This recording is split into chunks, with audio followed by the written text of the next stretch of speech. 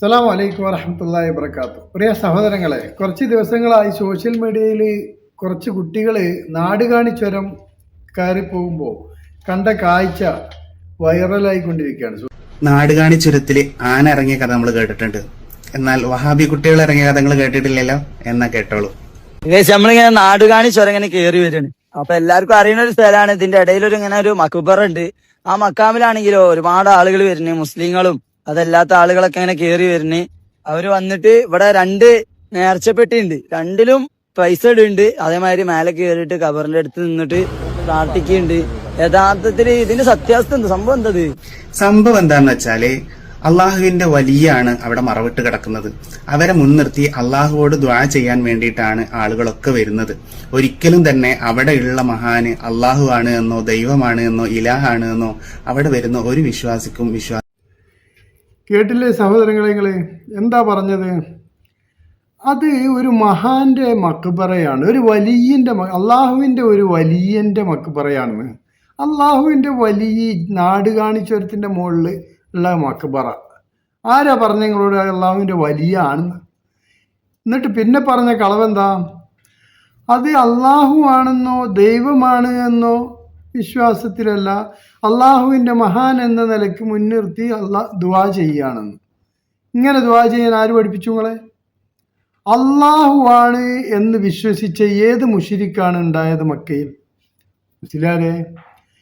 ഏത് മുശ്രിക്കാണ്? ലാത്ത അള്ളാഹ് എന്ന് പറഞ്ഞിരുന്നോ അവര്? ഇല്ല. നിങ്ങൾ പറയും പോലെ തന്നെയാണ് അവരും പറഞ്ഞത്.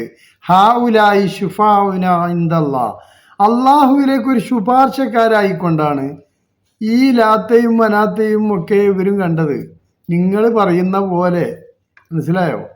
നിങ്ങള് ഈ മരിച്ചുപോയ ആൾക്കാരോട് പ്രാർത്ഥിച്ചു, ഓലൊന്നും കേൾക്കൂല, ഓല് പോയി. ഇന്തദോഹും ലായസ്മാവ് ദ്വാക്കും. ഈ കുട്ടികൾക്ക് അതിന്റെ അർത്ഥം എന്തെങ്കിലും അറിയോ? എന്താണ് ഇവിടെ പറഞ്ഞിട്ടുള്ളത്? ഇതിന്റെ തഫ്സീർ ഈ കുട്ടികളൊന്നും എടുത്ത് നോക്കിയിട്ടുണ്ടോ? മൗലവിമാർ കൊടുക്കുന്ന വിശദീകരണങ്ങളല്ലാതെ എന്താണ് ഇതിൽ പറഞ്ഞത്? റസൂലുള്ളാഹി സ്വല്ലല്ലാഹു അലൈഹി വസല്ലം തങ്ങളുടെ കാലത്ത് മക്കയിലെ മുശ്രിക്കുകളായ ആളുകൾ ബിംബങ്ങൾ ആരാധിച്ചിരുന്നു, ബിംബങ്ങളെ ആരാധിക്കുകയും അവളോട് സഹായം തേടുകയും ചെയ്തിരുന്നു. സഹോദരങ്ങളെ കേട്ടില്ലെങ്കിലേ, വിശുദ്ധ ഖുർആനിൽ ആയത്ത് ഓതുന്നുണ്ട് അവര്. ഇൻ തദൂഹും ലാ യസ്മഉ ദുആക്കും, നിങ്ങളവരെ വിളിച്ചാൽ നിങ്ങളുടെ വിളി അവർ കേൾക്കൂല. വലൗ സമിഉ, ഇനി കേട്ടു എന്ന് വാദത്തിന് സങ്കല്പിച്ചാൽ തന്നെ ഉത്തരം ചെയ്യൂല എന്ന ആയത്ത് സൂറത്ത് ഫാത്തിറിലെ 14-ാമത്തെ ആയത്താണ്. ആ ആയത്ത് ഓതിയപ്പോൾ മൊഹിലിയാർ കുടുങ്ങുന്ന കണ്ടപ്പോൾ മൊഹിലിയാർ പറയാ എന്ത്? അതൊക്കെ മക്കയിലെ മുശ്രിക്കുകൾ വിഗ്രഹത്തിനോട് പറഞ്ഞതിനെയാണ്, അതിനെയാണ് ഖുർആൻ ആക്ഷേപിച്ചത്. ഞങ്ങളാരും വിഗ്രഹമല്ല, കല്ലിനോട് പറയുന്ന. ഈ കല്ലാണെങ്കിലും ഈ വിഗ്രഹം ലാത്ത ഉസ്സ മനാത്ത പോലെയുള്ള വിഗ്രഹങ്ങൾ ഇത് കേവലം ഒരു കല്ല് മാത്രമാണോ? അല്ല. ലാത്ത എന്ന് പറഞ്ഞ ഒരു മനുഷ്യനുണ്ടായിരുന്നു. ആ മനുഷ്യന്റെ പേരിലാണ് ആ വിഗ്രഹം.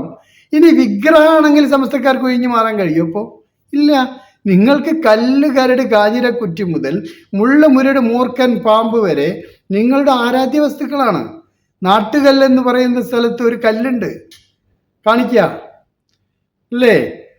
അതുപോലെ വേറൊരു സ്ഥലത്ത് പാലക്കാട് ജില്ലയിലേക്ക് പോകുന്നിടത്തിൽ എന്തുണ്ട്? ഒരു മരമുണ്ട്. അപ്പൊ കല്ലും മരമൊക്കെ നിങ്ങൾക്കുള്ള നിർജീവ വസ്തുക്കളും അതിൽപ്പെടും. ഈ ആയത്തിന്റെ തഫ്സീറിൽ ഇമാം ഖുർത്തുബി പറഞ്ഞില്ലേ, ഇതിൽ ആരൊക്കെ പെടും? കൽ മലായികത്തി വൽ അംബിയായി വശയാത്തീൻ.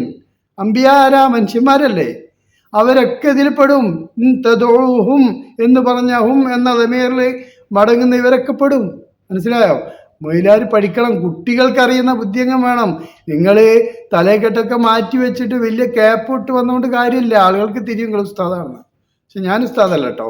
അള്ളാഹ് മാത്രം മതി. അലൈഹി സ്വല്ലാഹു ബി കാഫിൻ അബദ. അത് നമ്മുടെ ജീവിതത്തിൽ പ്രശ്നം ഉണ്ടെങ്കിൽ അത് പരിഹരിക്കാൻ അള്ളാഹ്ക്ക് മാത്രമേ കഴിയുള്ളൂ. അത് മാത്രം മനസ്സിലാക്കിയാതെ. അലൈഹി സ്വല്ലാഹു ബി കാഫിൻ അബ്ദഹു, അടിമകൾക്ക് ആര് മതി? അള്ളാഹു മതി. അതിലൊന്നും തർക്കമൊന്നുമില്ല. നമുക്ക് അള്ളാഹു തന്നെ മതി. ഇതൊക്കെ പറയുന്നത് നമ്മൾ എവിടെ പോകാറുണ്ട്? അസുഖം വന്ന ഡോക്ടറെ അടുത്ത് ചികിത്സക്ക് പോകാറുണ്ട്.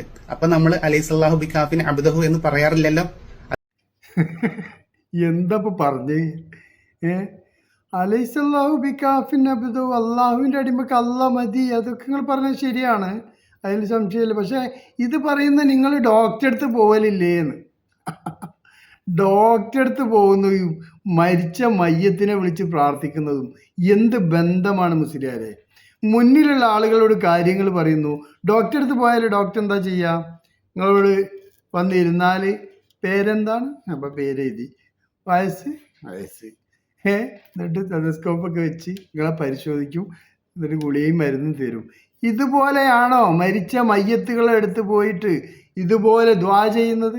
ആണോ? എന്താണ്